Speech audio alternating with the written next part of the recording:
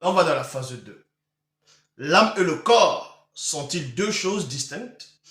Moi, je dis oui. Et je veux le prouver toujours dans cette version-là, édition 1995.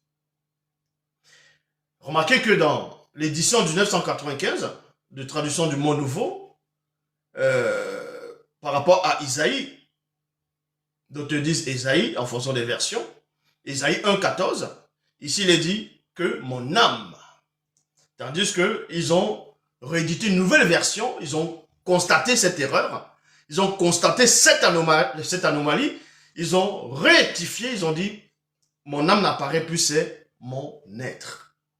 Mon être. Même si vous avez rectifié, en tout cas dans Ésaïe 1,14, par rapport à l'âme qui devient l'être, on va quand même montrer où ils n'ont pas pu rectifier.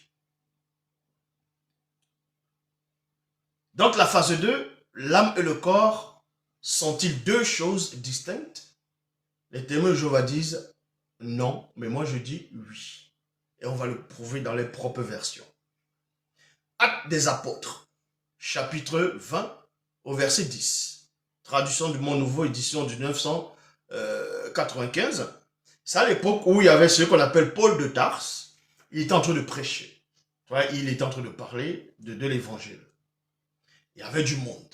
Il y avait des gens qui étaient là, il y avait d'autres qui étaient même en haut d'une maison, d'autres, un était sur la fenêtre.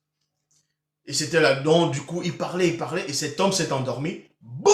Il est tombé depuis la fenêtre. Les gens disent, ça y est, il est mort. Les gens commencent à dire, ça y est, cet homme est mort, tout ça.